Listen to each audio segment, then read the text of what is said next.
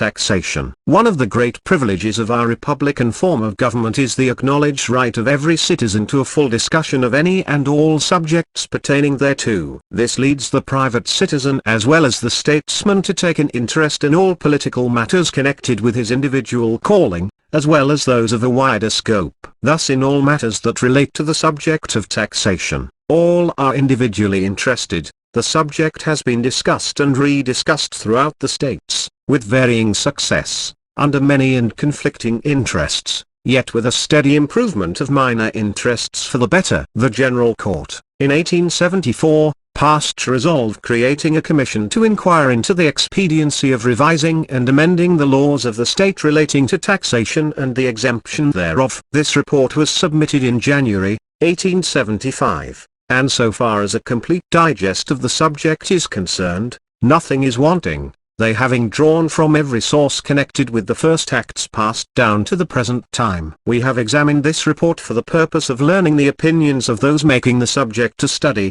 and for the purpose, also, of finding therein some recommendation of relief to a large class of taxpayers who for a long time have endeavored to have some change adopted which would relieve them of the oppressive burdens of the present law. Some recommendation of minor importance we find, but no relief to that class who ask it, and need it, but, on the contrary, reasons why no change should be made. And we here give you their opinions. The commissioners say, in their judgment, any change must necessarily involve the unsettlement of some time adjusting pressure, requiring for any new tax imposed, and any old one repealed, a fresh adjustment, with many inconveniences certain, and many inequalities probable during the process. A wise man will not lightly propose it, whatever the existing system may be, especially where a tax system has been long followed by an increasingly prosperous community. Any radical changes should be most carefully weighed before they are adopted.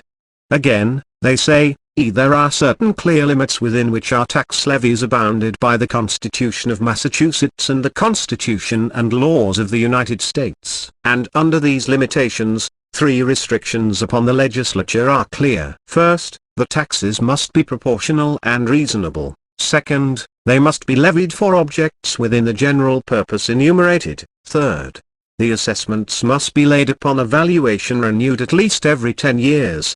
The purposes enumerated are as follows: necessary defense and support of the government of said Commonwealth, and the protection of the subjects thereof. The commissioners further say, the theory governing the apportionment and assessment is, that all who are bound to contribute to the common charge shall do so in proportion to ability.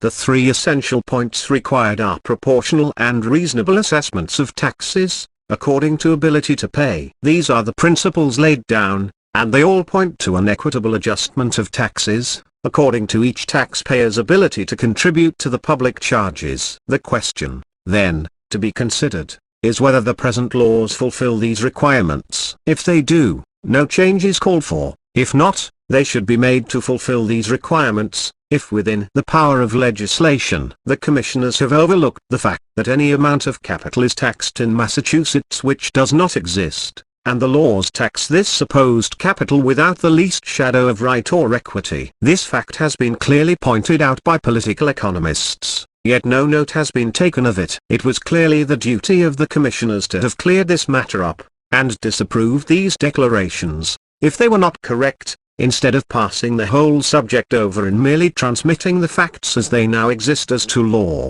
leaving the frauds perpetrated upon the people almost without notice. When we examine this fact, we naturally enough look for a reason, and we find the same reason existing now which has existed since the dawn of governments, modified only by the intelligence of the people oppressed, they having fought their way to a higher plane of moral and legal rights, by discussing among themselves their wrongs, and demanding, through this accumulated strength of reason, those reforms in government which alleviates their social condition. And this is what we have now to do in order to rid ourselves of these unjust tax laws. Few of those citizens who will not be benefited by a change are charitable enough to declare the present tax laws wrong. These facts must come from other sources than these. The necessity felt must be the prime mover of the reform always, and the necessity never was greater, or a reform more justly called for by the people, or one more beneficial to our social relations, both to the rich as well as poor. For we contend it is not well for a community that 3/4 of its inhabitants shall be paupers. Business cannot prosper in such a community,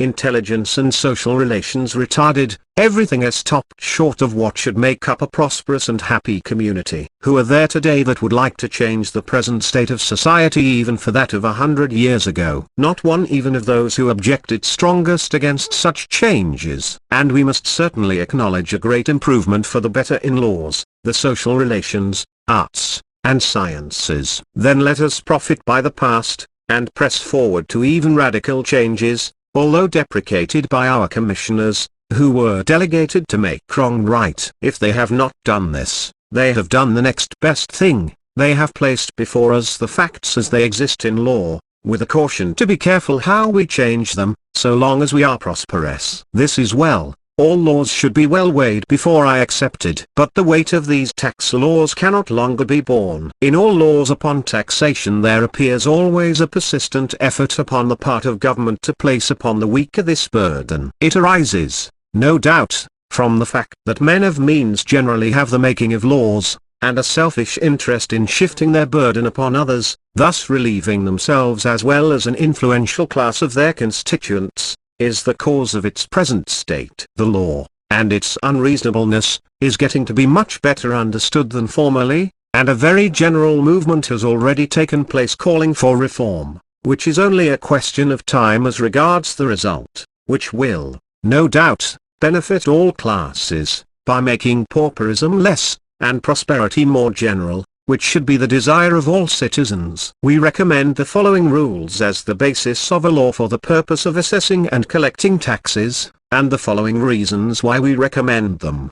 1. The poll to be assessed upon each taxable person on the first day of May of each year, at $2 each, the payment of which carries with it the right to vote. Aliens and minors excepted. 2. All personal estate within the state to be assessed in the city or town wherever found, on the first day of May of each year, to the owner thereof, if in possession; if not, to the person having possession. Except property in transit in the hands of carriers. When in transit, it shall be assessed at the place of consignment to the consignee, whether owner or not. Except also ships and vessels at home or abroad. 3. Any persons paying taxes upon property in their possession, and not theirs, to have a lien upon such property and owners for the repayment of the taxes so paid. 4. Real estate to be assessed in the city or town where the estate lies to the owner thereof, if in possession; if not, to the person having possession. A lien to be given upon the estate and owners for repayment of taxes, if paid by the person having possession. If the estate is mortgaged, the mortgagor to have a lien upon the mortgagee for his proportional amount of taxes upon the amount due him upon the mortgage note. 5. Debtors to have a lien upon their creditors for their proportional amount of taxes upon any debts or claims their creditors hold against them on the first day of May of each year, the amount due the debtors upon their lien to be credited by their creditors to their debtors, and counted as part payment of the first interest due after the first day of May. But if the debt is credit given on book account, or other claim, the sum to be credited on account. 6. Income to be assessed upon each taxable person where he or she is an inhabitant on the first day of May in each year. 7. No agreement allowed in regard to the payment of taxes between debtor and creditor, other than that established by laws relating to taxation. The above is a synopsis of the changes recommended. It is clear the objective point is to tax every species of property of every name or nature. While government reserves to itself the right to tax tangible property only, this in fact is all the property there is in existence. All claims printed or written upon paper are merely liens upon such property. The debtor being subject to a lien upon his property in execution of forced payment, government gives the debtor a lien upon his creditor, which leaves the debtor to pay taxes only upon his actual worth over and above his liabilities. The Constitution of Massachusetts clearly defines and points out the course to be pursued by the General Court in regard to the taxation of its citizens, as follows. Art. 4. Full power and authority are hereby given and granted to the said General Court. To impose and levy proportional and reasonable assessments and taxes upon all the inhabitants of and persons residing in and estate lying within the said Commonwealth, and also impose and levy reasonable duties and excise. The laws enacted from time to time to carry out the principles laid down in the Constitution are voluminous. The subject is fraught with so many difficulties, that the laws have become overburdened with detail, and its true import not easy of comprehension. The courts have decided the tax laws constitutional, while they fail in many points to be equitable or proportional. In forming a tax law, the principles upon which it is founded should be as few as possible, keeping in view always these principles, never deviating to the right or left, true to one objective point: equitable taxation according to each taxpayer's ability to pay.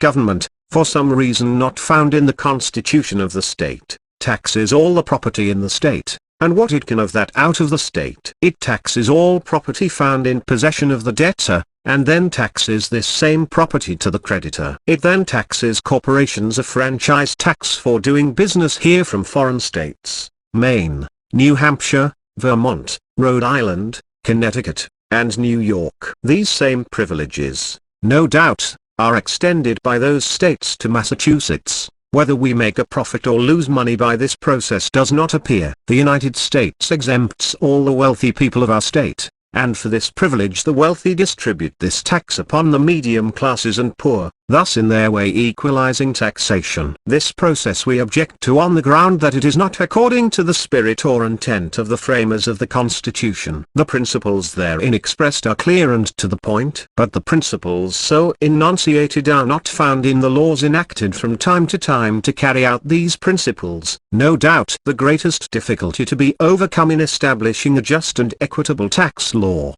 according to the principles expressed in the Constitution, will be found in getting together a general court with sufficient self-denial to act independent of their individual interests. And in order to bring about this desired position of the general court, it may be found necessary to make the subject of equitable taxation a political issue. No political reformation is more worthy of being made the principal plank of any political platform hereafter to be considered, than that of taxation. And in order to place it in this light before the people is the main object of this treatise. The subject is one which vitally interests every citizen and every person. Therefore, every citizen should make himself personally interested, by taking an active part in accomplishing this desired reformation in taxation.